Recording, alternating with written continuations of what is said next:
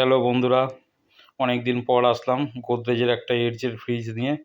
ফ্রিজটার chamber coil, এই দেখো cooling কয়েলটা লিক আছে, তা আমরা রিপ্লেসমেন্ট করছি কিভাবে দেখে নাও। কয়েলটা খুঁচিয়ে ফুটো করে দিয়েছিল কাস্টমার, তা আমরা নতুন করে কয়েলটা রিপ্লেসমেন্ট করছি। দেখো, এই যে গোদরেজ কোম্পানির অরিজিনাল কয়েল,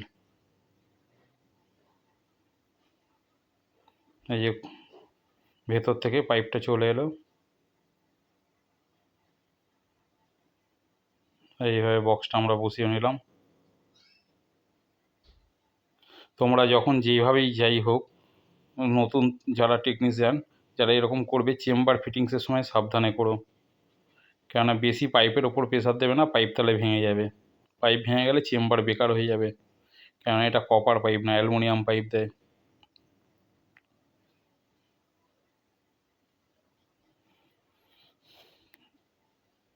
আর এই চেম্বার ফিটিংস করা খুব সহজ। স্যামসাংয়ে প্রবলেম হয়, ওয়ার্লপুল গোদরেজে এতটা সমস্যা হয় না। ওয়ার্লপুল গোদরেজ খুব সোজা বলতে গেলে।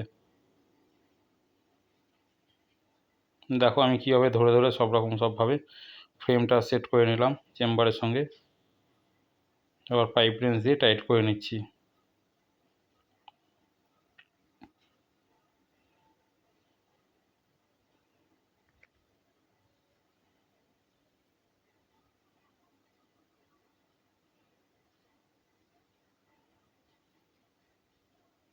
তোমরাও যখন করবে দেখে বুঝে সুন্দরভাবে আস্তে আস্তে করো।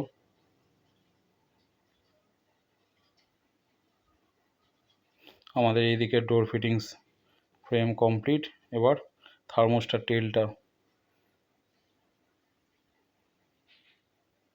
টেলটাও প্রপারভাবে লাগাতে লাগে, নাহলে অটোমেটিক্যালি কাট আউট ঠিকঠাক হবে না।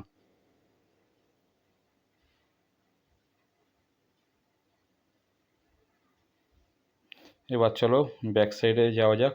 এই পাইপটা গোদরেজ কোম্পানির যে কয়েলের যে পাইপটা বেরিয়েছে, এই যে সাকশান পাইপ বলে এটাকে আমরা দেখো জয়েন্ট করব কীভাবে। নতুন কয়েল বলে ফ্লাশ করার ব্যাপার থাকে না। এই দেখো স্ট্রেনারটাকে আমরা এখানটা ফুটো করে নিচ্ছি, এটা সেলফ ভ্যাকুম করার জন্য।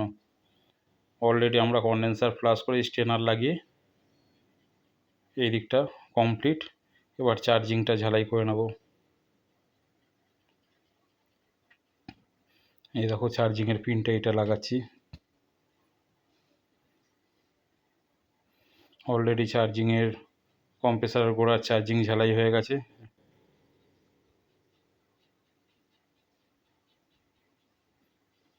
এদিকে কমপ্লিট। এবার আমরা ভ্যাকুম করে গ্যাসটা দিয়ে দিচ্ছি। দেখো কিভাবে কি করছি। ভ্যাকুম অলরেডি হয়ে গেছে। এবার গ্যাস দিচ্ছি। খুব শর্টে দেখালাম, কেননা প্রচণ্ড প্রেশার, ভিডিও খুব একটা যে করতে পারছি তা না। তবে এরপরে আস্তে আস্তে আবার ভিডিও দেওয়া আরম্ভ করব।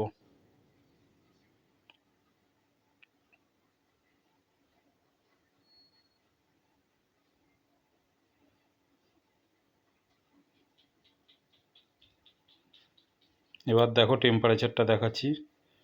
অলরেডি 2-3 পাইপ আমরা গ্যাস দিলাম।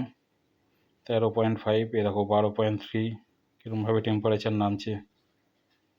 5.7, মাইনাস টেম্পারেচারটা তোমাদের দেখিয়ে দেবো।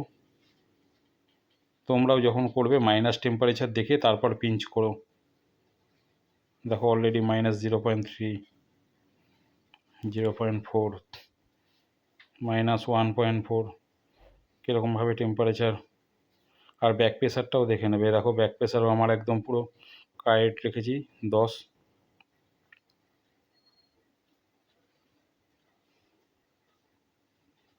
মেশিন আমার এদিকে কমপ্লিট। তোমরাও যখন করবে ব্যাক প্রেশার, তারপর থার্মোমিটারের সব দেখে করো। এই আমাদের অলরেডি পিঞ্চ করা হয়ে গেল।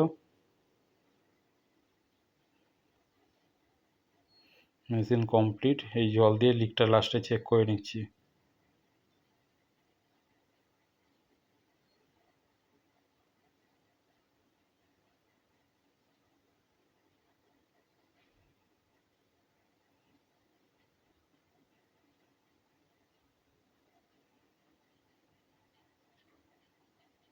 চলো আরেকবার টেম্পারেচার দেখাই।